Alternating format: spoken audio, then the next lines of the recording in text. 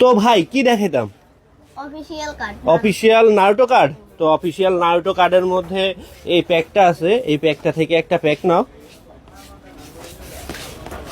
তো দাঁড়ো, কেসি আছে, কেসি দিয়ে কাটো, কাটে দেখো যে এটার ভিতরে কি কি আছে। আমি কাটে দিই কেমন, দেখি ভাইটা কি কি কার্ড পায়। ও কার্ডগুলা কিন্তু অনেক সুন্দর, অফিসিয়াল কার্ডগুলা।